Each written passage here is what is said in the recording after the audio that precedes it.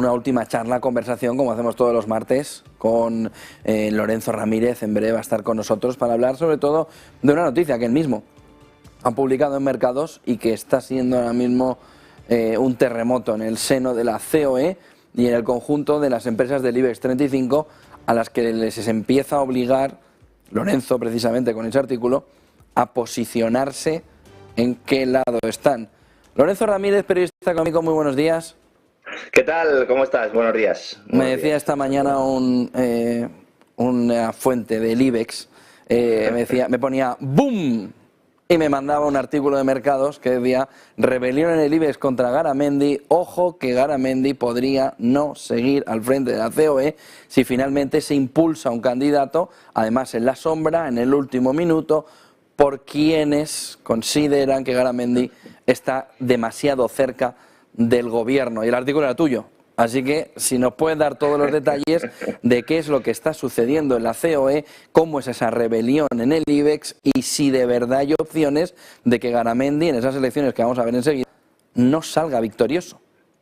Por fin algunos han empezado a enseñar la patita. Ya sabes que yo soy muy crítico con COE porque digo que muchos elementos son el tercer sindicato de España, sobre todo, ¿no?, en los últimos años con la gestión que ha hecho el propio Garamendi y sus acercamientos con el gobierno. Al fin y al cabo, pues ha respaldado la subida del salario mínimo, ha respaldado también esa contrarreforma laboral. En la contrarreforma de pensiones al principio dijo que sí, ahora parece que dice que no. Y ha habido siempre un run dentro de COE criticando todo esto, ¿no?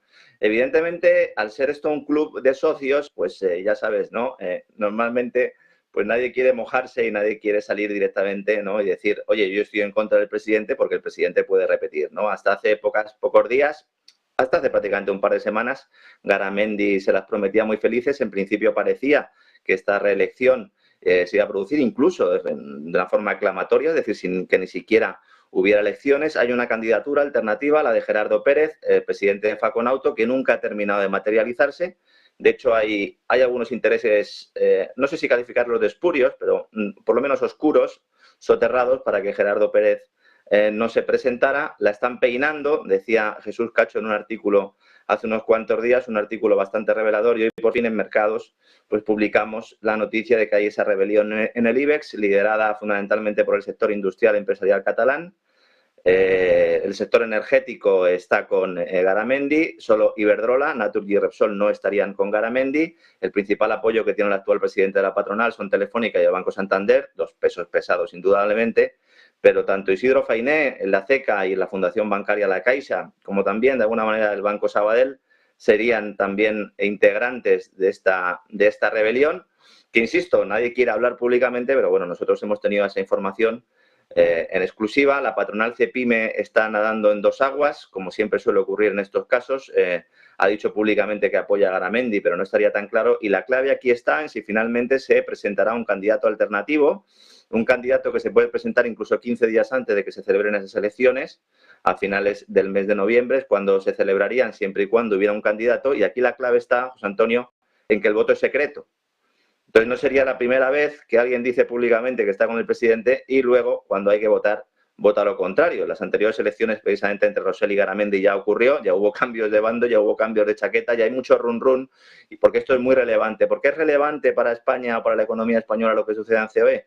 Porque el año que viene va a ser un año de ajustes, va a ser un año complicado, va a ser un año en el que a lo mejor incluso hay un nuevo gobierno. El propio Feijóo ha querido mantenerse al margen de toda esta pelea, sabedor y conocedor de esta rebelión, y siendo consciente de que a lo mejor le toca negociar con otro presidente de la patronal. La paz social, la tan cacareada paz social, va a ser muy relevante mantenerla en este contexto, como digo, recesivo, y en este contexto además por descontento social.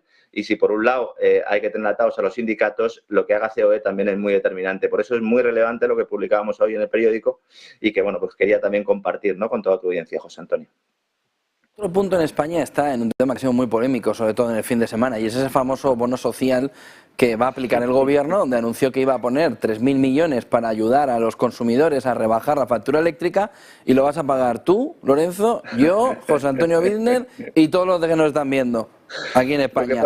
Nuestra audiencia Sí, nuestra audiencia ya lo sabía, ¿no? De alguna manera, porque nosotros siempre estamos ahí al quite. Lo que pasa es que hasta que no lo hemos visto en el boletín oficial del Estado, no nos hemos dado cuenta. Esto es muy parecido a lo que ha sucedido con el famoso tope del gas, el famoso Real Decreto Ley que establecía ese límite al tope al precio del gas y que luego, pues, muchos clientes, los que firmaron sus contratos o los renovaron posteriormente a que se aprobara este Real Decreto, vieron como en sus facturas había una cosita que ponía Real Decreto Ley, tope del gas, y que planteaba incrementos de la factura que en algunos casos suponían el 50% de la factura, porque el precio o la diferencia entre un precio intervenido y el precio de mercado hay que pagarlo sí o sí. Entonces, si a la comercializadora le dices que lo tiene que abonar, pues lo traslada a factura. Esto es exactamente igual, con una diferencia, y es que en el BOE pone negro sobre blanco indicando que ese dinero, los famosos 3.000 millones de euros que iban dedicados a ese bono social y que Sánchez anunció que irían incluidos en los presupuestos generales del Estado, no van en los presupuestos generales del Estado, porque lo que se hace es decirle a las comercializadoras, financielo usted. Y esto es como cuando se sube impuestos a una empresa energética. Al final, ¿qué pasa? Que se traslada en qué, en el precio que pagamos todos. Porque la demanda de energía es relativamente inelástica. Es decir, tú puedes elegir no poner la calefacción, pero en algún momento tendrás que encender la luz, en algún momento tendrás que hacer un consumo energético, ¿no? Y en este caso, pues todos pagan todos. No solo justos por pecadores, sino que los mismos receptores del bono social también, según está estipulado en ese BOE, luego ya veremos cómo se aplica, tendrían que hacerse cargo de una parte del dinero que a su vez le están descontando, lo cual es una verdadera barbaridad. Denota hasta qué punto las medidas se toman de forma rápida y directamente sin hacer ningún cálculo económico. Y luego no olvidemos que esta medida se anuncia 24 horas después de la presentación de los presupuestos, con lo cual tiene pinta también de ser una ocurrencia de última hora del despacho ministerial, donde ya sabes, el despacho presidencial, perdón, donde ya sabes que Félix Bolaños es el hombre que, bueno, ejerce un poco de Rasputín junto con Pedro Sánchez, y todos permanecen al margen. Nadia Calviño, que es la vicepresidenta económica, es la que tendría que haber salido a dar explicaciones, o Teresa Rivera, no dicen nada. En el caso de Nadia Calviño, no me extraña, porque hemos conocido un informe hace pocas horas también que indica que ya su gasto en su vivienda, que son 4 pisos y garaje muy cerquita al Ministerio de Economía, nos cuesta a todos los españoles 19.000 euros al año. Es decir, eso sí que es una factura, eso sí que es el bono social, José Antonio. Entrando en los líderes europeos, ojo por esa reunión que se sucedió el pasado viernes, donde Sí. los líderes europeos se meten en una sala 3 horas, se ponen a hablar de China, pero tiene un componente extraño en la fotografía, y es que todos han dejado el móvil fuera. ¿Qué es lo que sucedió y por qué hicieron eso de una manera tan extraña? ¿Por falta de confianza entre ellos, porque le estaban pinchando el móvil o por qué? Lo del móvil fuera lleva ya tiempo realizándose. De hecho, se hizo por primera vez que yo tenga constancia cuando se mostró una parte del documento del acuerdo para la compra previa de las vacunas a Pfizer por parte de la Comisión Europea. Hubo ya algunos diputados que querían ver ese documento y, vamos, se les metió en una sala de espera, se les obligó a poner todos los dispositivos móviles, incluso los relojes, por si alguno llevaba algún smartwatch. Y ese nivel de secretismo que algunos consideran normal, ¿no? El profesor antes comentaba, ¿no?, que tenemos que ir a este modelo por el tema de los ciberataques y del espionaje industrial, pero a mí lo que me gustaría destacar es que después de esa reunión en el informe tendría que poner algo, aunque fuera una referencia, ¿no? Y hay 9 páginas del informe y en esas 9 páginas solo se hace referencia en una frase a ese debate sobre China, planteando simplemente que es un debate estratégico. Hay una clave aquí, un poco lo comentabas con el tema de Ursula von der Leyen, cuando ahora ya dice que hay rivalidad entre el modelo europeo y el chino. Vamos a ver, en la actualidad China, tanto para Estados Unidos como para Europa, es un rival sistémico. Es competidor, pero también es socio. Y esto, hay una relación de simbiosis. Yo insisto mucho en esto porque la gente muchas veces no es consciente. El principal socio comercial de Alemania, por ejemplo, es China.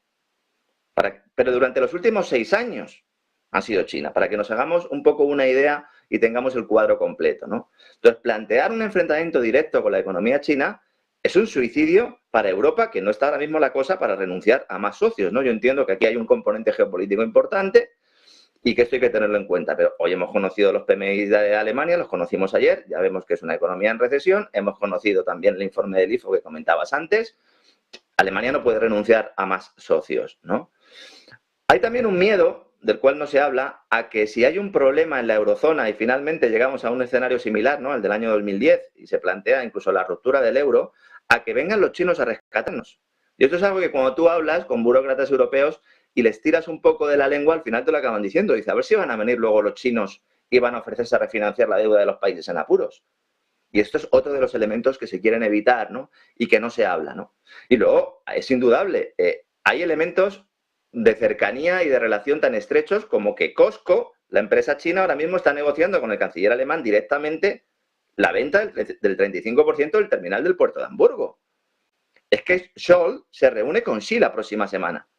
Entonces, es una muestra más de que nos están intentando enseñar una cosa, están intentando dar una apariencia de enfrentamiento cuando en realidad hay unos intereses conjuntos comunes que son determinantes. No en vano, gran problema de las cadenas de suministro que hemos tenido en los últimos años ha sido porque China estaba con su política de COVID cero, porque además estaban de alguna manera limitando esas exportaciones para meternos en un follón y estamos todos pendientes de que China pueda abrirse del todo. Entonces, ¿en qué quedamos? No podemos ser al mismo tiempo amigos y enemigos. Por eso el concepto este de rival sistémico enjuagaba o diluía un poco el enfrentamiento. Si pasamos ahora a hablar de amenaza, como se está pasando a hablar en Estados Unidos, también Liz Truss quería en su nueva estrategia de seguridad nacional hablar de amenazas. Si Europa hace lo mismo, vamos a tener un problema económico adicional. Insisto, no estamos para tener más problemas, José Antonio. Pues muchísimas gracias, Lorenzo Ramírez, periodista económico, y enhorabuena por esa noticia en Mercados sobre esa rebelión del IBEX contra Garamendi. Buen día y buen negocio, Lorenzo. Un abrazo, José Antonio. Un abrazo. 10:37, hasta aquí este tiempo de Business Connection.